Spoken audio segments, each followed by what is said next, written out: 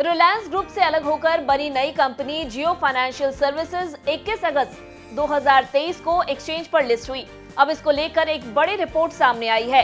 ऐसे समय में जब एक्सचेंज ट्रेडेड फंड यानी कि ईटीएफ अपने पोर्टफोलियो से जियो फाइनेंशियल सर्विसेज को हटा रहे थे, उस दौरान कुछ एक्टिव फंड मैनेजर्स आरआईएल से अलग हो चुकी फाइनेंशियल सर्विस सेगमेंट यानी कि जियोफिन पर बड़ा दाव लगा रहे थे। ऐसा हम नहीं, Nuvama alternative and quantitative research की एक रिपोर्ट से पता चलता है।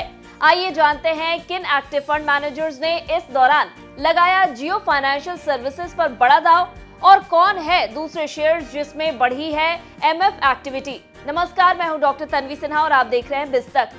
नुवामा की रिपोर्ट के अनुसार जिस समय ईटीएफ अपने पोर्टफोलियो से जियोफिन को सेल कर रहे थे, कुछ एक्टिव फंड मैनेजर ने जियोफिन को अपने पोर्टफोलियो में शामिल कर बड़ा दाव लगाया। बिजनेस स्टैंडर्ड में नुवामा रिसर्च रिपोर्ट के बारे में बताते हुए आंकड़े भी पेश किए गए हैं। आइए इस पर एक नजर डाल लेते हैं।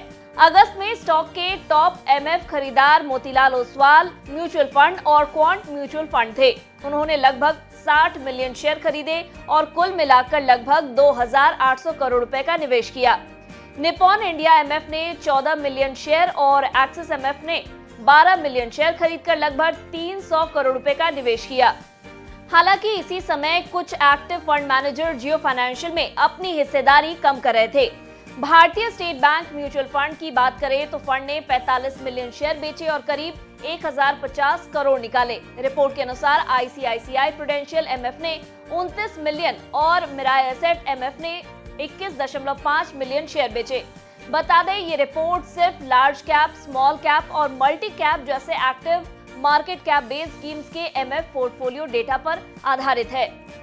जियो फाइनेंशियल सर्विसेज का स्टॉक 21 अगस्त को एक्सचेंज पर लिस्ट हुआ, लेकिन लगातार 4 कारोबारी सत्रों में बायर्स ढूंढने में विफल रहा क्योंकि ईटीएफ और इंडेक्स फंड खासकर निफ्टी 50 और सेंसेक्स पर नजर रखने वाले डीमर्जर के बाद मिले 145 मिलियन से अधिक शेयरों को बेचने के लिए दौड़ पड़े। दिलचस्प बात यह है कि फंड मैनेजर्स की दिलचस्पी एक बार फिर से अडानी ग्रुप के शेयर्स में बढ़ गई है।